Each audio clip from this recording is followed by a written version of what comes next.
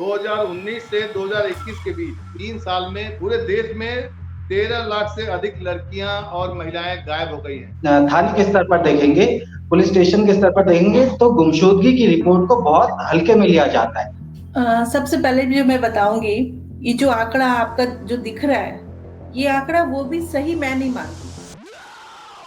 इस आंकड़े को सही नहीं मानती क्योंकि बहुत सारे ऐसे घर हैं जिनके घर से बच्चे लापता होते हैं, वो रिपोर्ट नहीं होते।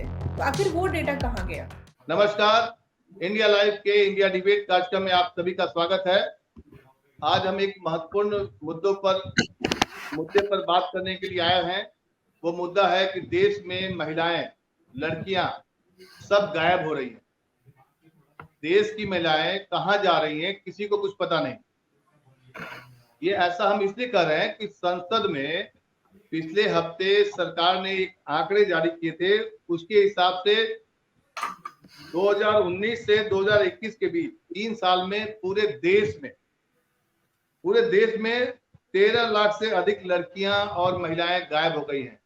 चिंता वाली बात यह है कि इसमें से 2.5 लाख की जो लड़कियां हैं उनकी उम्र 18 साल से कम है।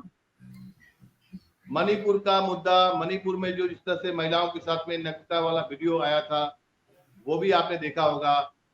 महिलाओं पर हो रहे अत्याचार लगातार सुर्खियों में बना रहता है और देश की सत्ता हो या विपक्ष पार्टी हो, कोई इस संवेदनशील मुद्दे पर चर्चा करने को तैयार नहीं और हमारा राष्ट्रीय मीडिया इन सब से दूर हिंदू मुस्लिम कर रहा है।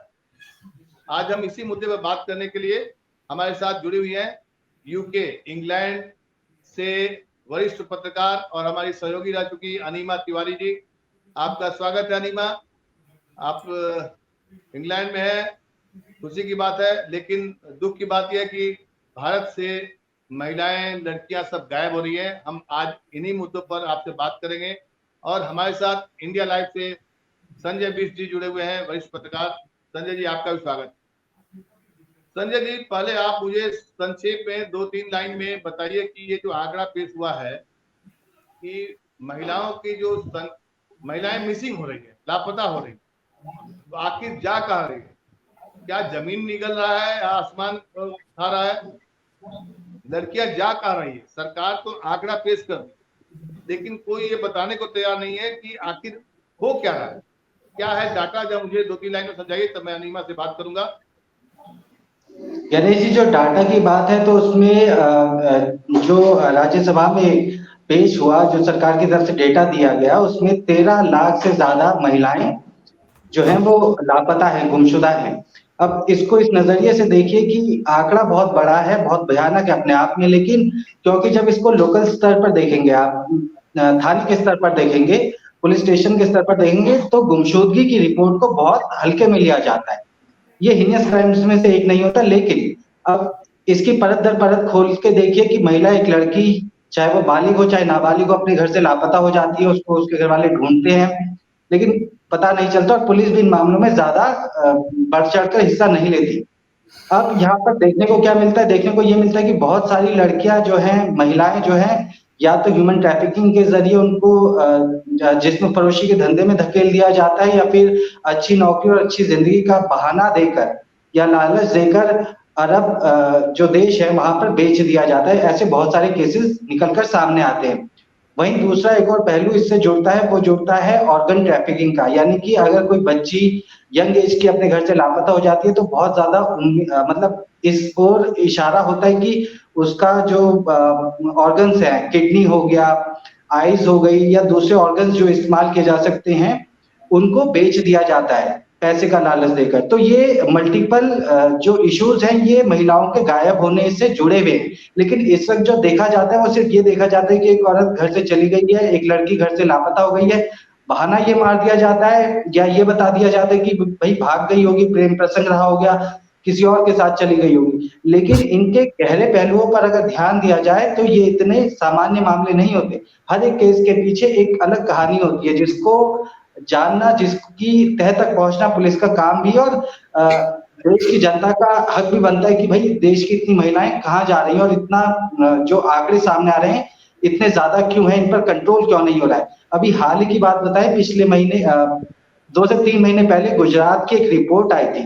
रिपोर्ट में पता चला था कि साल 2016 से 2020 तक 40,000 महिलाएं जो है गुजरात से लापता हो गई थी।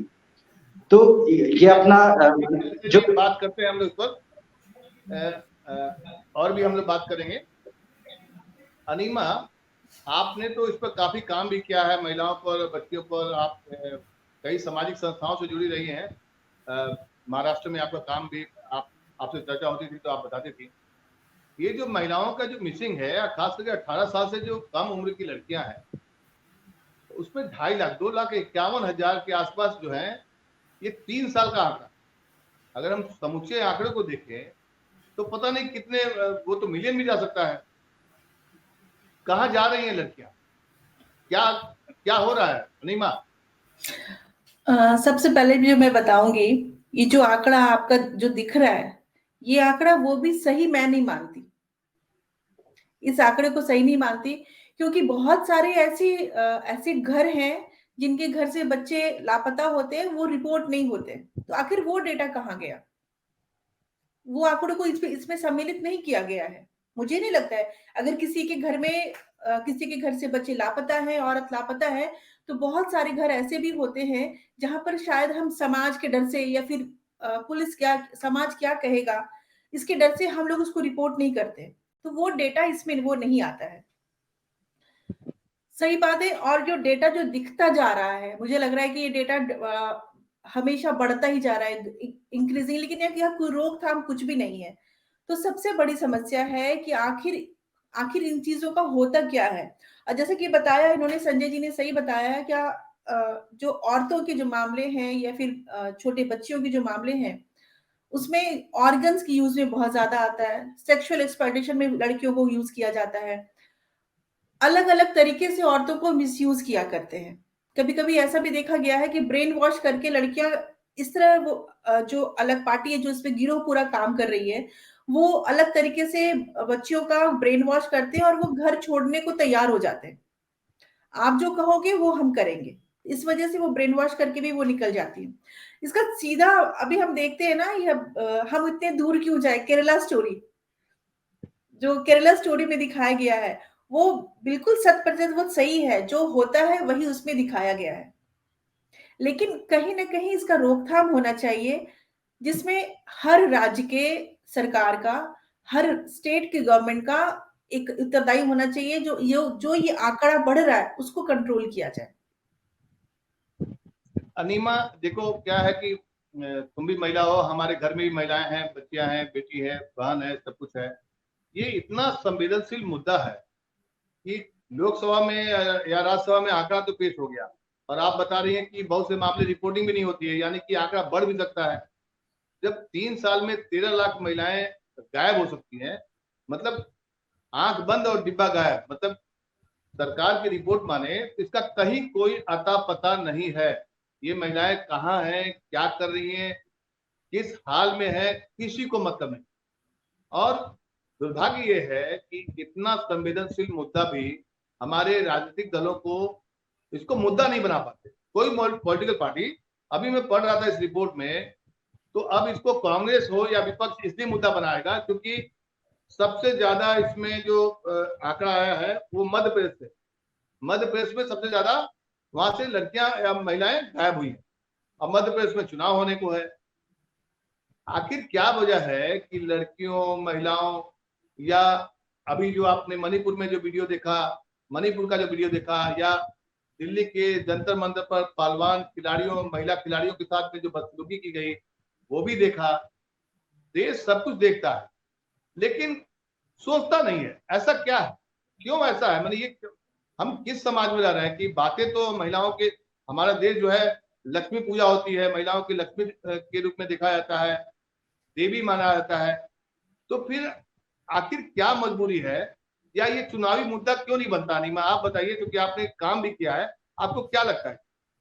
मुझे ऐसा लगता है कि जिस राज्य में जब भी चुनाव ऐसा कुछ होने को रहता है, तो वही ना कोई नया मुद्दा खड़ा कर दिया जाता है, और उसी को इश्यू बना करके वो लोग, पॉलिटिकल पार्टी लोग, उसको भंजाने की कोशिश करते हैं। और हर बार देखिएगा, कभी कोरोना का मुद्दा उठ जाता है, काफी जिस राज्य में उठने को होता है इलेक्शन, उसमें बहुत ज्यादा कोरोना आ जाता है। तो ये हमने पहले भी देखा है। तो जिस राज्य में कोई इलेक्शन होने वाला है, जैसे एमपी में अभी इलेक्शन होने वाले हैं, तो ये वहां का आंकड़ा ज्यादा दिख रहा है। साथ में हम बात करेंगे अगर औरतों के बारे में, तो बताया कि अगर लड़की मिसिंग है, छोटी बच्ची मिसिंग है, औरतें मिसिंग है, तो उसका किसी के साथ अफेयर था तो वो भाग के चली गई। घर वालों ने इसको रिपोर्ट नहीं किया, लेकिन पुलिस स्टेशन, पुलिस कर्मचारी भी इसको बहुत ज्यादा तवज्जो नहीं देते हैं। आप जब उनके पास जाएंगे तो पुलिस वाले कहेंगे लड़की जवान थी और वो भाग गई किसी के साथ। ऐसा होता है, आपने इसके पीछे भी देखा होगा कि लड़की जवान थी और वो भाग गई किसी के साथ, लेकिन इसको सीरियसनेस नहीं दिखा पाते हैं। कहीं ना कहीं कानून की ये लापरवाही है।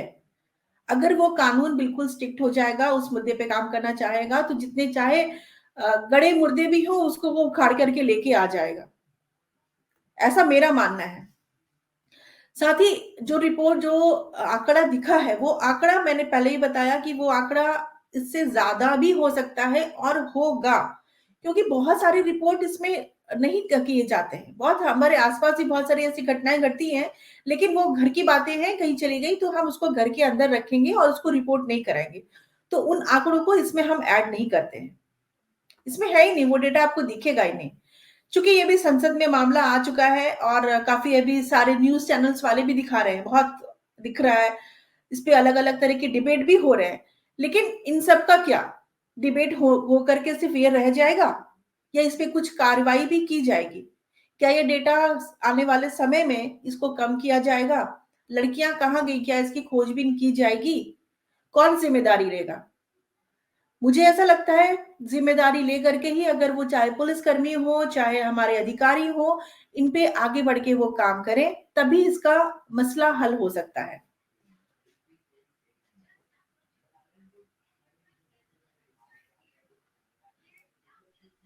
संजय जी, मेरा आपसे सवाल ये है कि जो आंकड़ा आया है, 3 साल का आंकड़ा है, 13 लाख और 11 लाख हम लोग उसकी बात कर रहे हैं, क्या कानून में कुछ खामियां है? जैसे कि अनीमा बता रही है कि बहुत सारे मामले जो है रिपोर्ट नहीं होते हैं, पहला। दूसरी बात कि महिला जब मिसिंग होती है, कोई बच्ची अगर मिसिंग हो रही है, तो उसके जांच के तौर तरीके में बदलाव होना चाहिए। कुछ ऐसे कानून होने चाहिए कि भाई उसमें नीचे से लेकर सारे अफसर उसको रिपोर्ट करें। क्या ऐसे मामले जो लगातार बढ़ रहे हैं, ये तो लापरवाही का नतीजा है? संख्या 1 से 11 बना होगा, 11 से 11 लाख चला गया होगा, एक दिन में तो होता नहीं है ये। क्या इसमें कानून में कुछ कमी है, या जांच एजेंसियां जो हमारी पुलिस थानों में बैठी हुई है, या जो बड़ी एजेंसियां हैं, एनआईए है, सीबीआई है, इन एजेंसियों के पास ये डाटा नहीं जाता होगा? क्या जाता होगा या मालूम होगा? आज देश में संसद में जो आंकड़े पेश किए गए, तो क्या सरकार को ऐसे मामले में कुछ बदलाव करने चाहिए, या क्या तरीका लगता है आपको? बतौर पत्रकार आप क्या सोचते हैं? गणेश जी, अभी कुछ दिन पहले एक फिल्म आई थी कटहल, एक सटायर था सेम इसी टॉपिक पर। होता क्या है कि एक एमएलए के घर से कटहल जो है वो चोरी हो जाता है। उस चोरी का इल्जाम लगता है माली की बेटी के ऊपर। अब जो माली की बेटी है वो भी लापता है। माली है वो पुलिस स्टेशन जाता है अपनी बेटी की गुमशुदगी की रिपोर्ट लिखवाने के लिए, लेकिन पुलिस उसे एंटरटेन नहीं करती, बल्कि डरा धमका के भगा देती है, क्योंकि पुलिस बिजी होती है कटहल को ढूंढने में कि कटहल आखिर गया कहाँ। तो जो उस पुलिस स्टेशन की हेड होती है पुलिस, वो क्या करती है कि वो कटहल को ढूंढने के बहाने से उस लड़की को खोजती है कि कटहल लड़की ने चुराया, अगर लड़की मिल जाएगी तो कटहल मिल जाएगा। तो इस तरीके से वो लड़की तक पहुंचती है और लड़की को बरामद करती है। तो यहाँ पर ये सटायर इसी को लेकर था कि कटहल को ढूंढने के लिए तो पुलिस बिजी है। हमने देखा कि आजम खान की भैंस जब चोरी हो गई थी तो पुलिस लग गई थी उसको ढूंढने के लिए यूपी में एक जमाने में। तो ऐसे ही कुछ होता है, जब महिलाएं लड़कियां गायब होती हैं तो उनको सीरियसली नहीं लिया जाता। और जैसा कि अनामिका जी ने बताया भी कि बहुत सारे मामलों में जो रिपोर्ट होती है वो दर्ज ही नहीं की जाती। कई बार घर वाले दर्ज कराने नहीं जाते और कई बार पुलिस ही दर्ज नहीं करती, क्योंकि जो उनकी एनुअल डायरी होगी उसमें फिर क्राइम का रिकॉर्ड जो है वो बढ़ जाएगा। तो जो आदिवासी इलाके के लोग हैं उनके मामले दर्ज नहीं होते, और खासकर आदिवासी जो इलाके होते हैं वहीं से ये मामले ज्यादातर देखने को मिलते हैं। आपको मिडिल क्लास में जो फैमिलीज मिडिल क्लास की हैं या अपर मिडिल क्लास की हैं, वहां बहुत कम ऐसे मामले, मतलब गिने चुने मामले होंगे। ज्यादातर ये मामले पिछड़े जो वर्ग हैं या पिछड़े जो इलाके, वहां पर देखने को मिलते हैं, और वहां इन पर कार्रवाई नहीं होती क्योंकि वहां कोई दबाव बनाने वाला नहीं होता।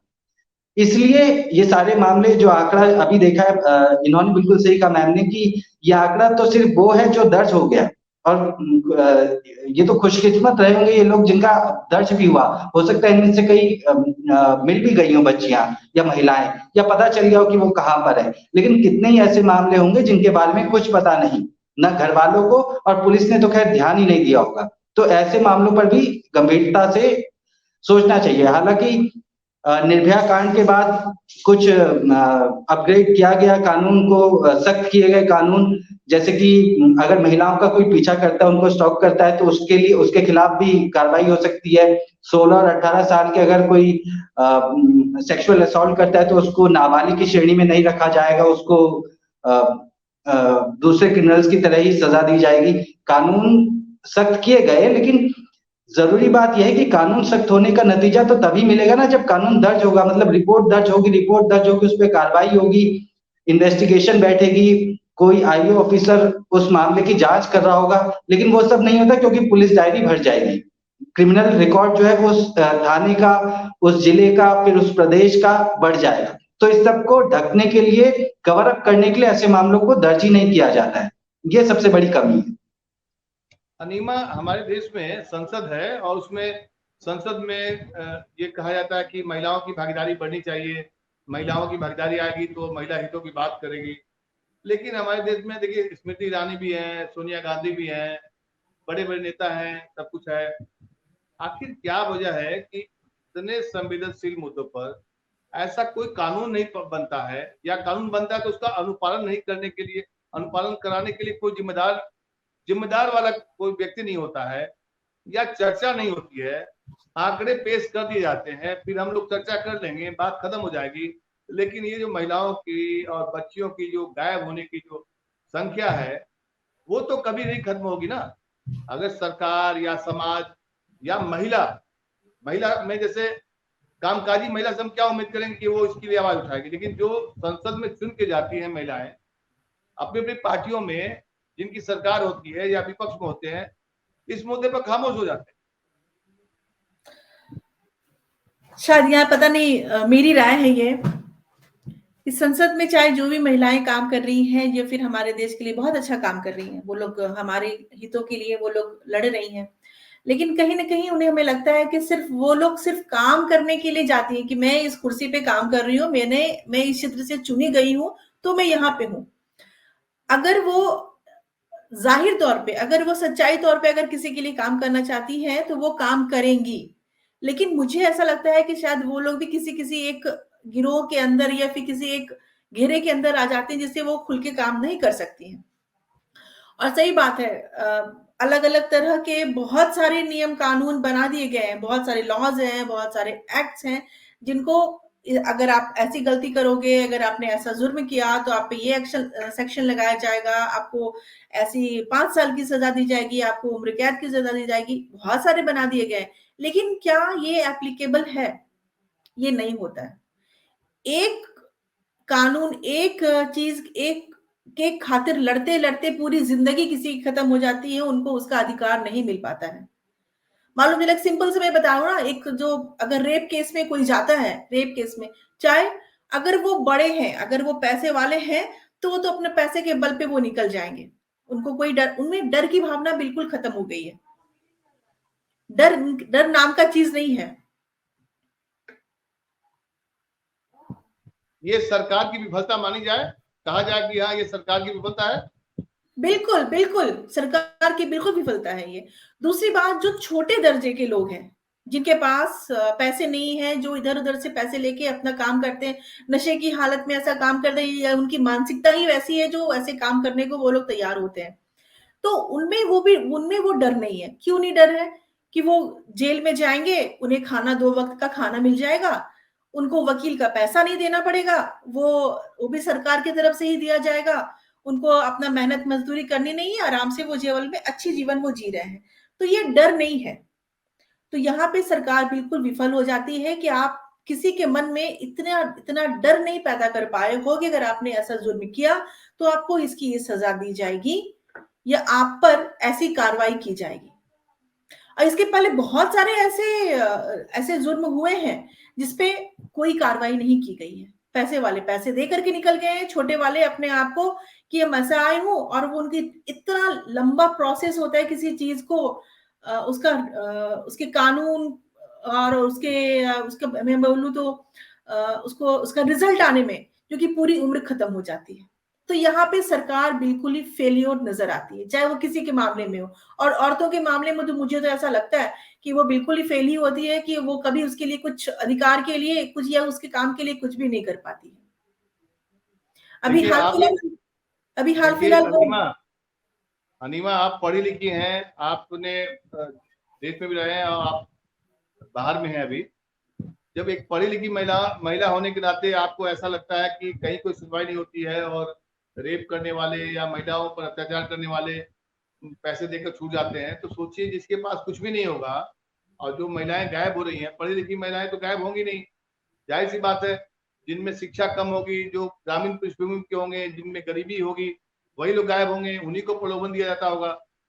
अगर सरकार इस पर ठोस कार्रवाई नहीं करती या समाज के लोग, समाज में जो सामाजिक संगठन होते हैं इस पर बात नहीं करेंगे, इसके लिए ठोस पहल नहीं होगा, तब तो ये जो देवी वाला जो देश है, अपना देश जो कहते हैं ना कि देवियों का देश है, महिलाओं की बहुत इज्जत होती है, लेकिन जो आंकड़े आते हैं और उसमें ये नहीं दिखाता है कि इनके साथ एक एक होता है आंकड़ा बलात्कार का आंकड़ा होता है, एक होता है छिड़काने का। ये बड़ा चौंकाने वाला आंकड़ा आया मुझे देखकर, मैं जब पढ़ रहा था तो बहुत मुझे हैरानी हुई कि ये गायब है, मिसिंग है। मिसिंग का मतलब इसका कहीं कोई आता पता नहीं, मतलब कि भारत में ही है या भारत के बाहर है, इसके बारे में किसी को कुछ पता नहीं है। हम सैटेलाइट छोड़ रहे हैं, एक से एक सैटेलाइट जा रहा है अंतरिक्ष में और कहां से कहां सूक्ष्म चीजों को हम लोग पता कर लेते हैं, लेकिन जब बात महिलाओं की और लड़कियों की होती है, बच्चियों की होती है, क्योंकि चिंता वाली बात यह है नीमा, हम सबके घर में महिलाएं हैं, लड़कियां हैं, बच्चियां हैं। मुझे ये आंकड़ा बहुत डरावना लगा, बहुत डरावना लगा कि अगर देश में 11 लाख 13 लाख महिलाएं और बच्चियां गायब हो रही हैं, तो हो सकता है कि आपके घर के अगल बगल की भी लड़कियां कोई होंगी। और सरकारों का जो सोच है, जो पॉलिटिकल पार्टी की जो सोच है, सिवाय वोट लेने के अलावा उनके पास और कुछ नहीं होता है।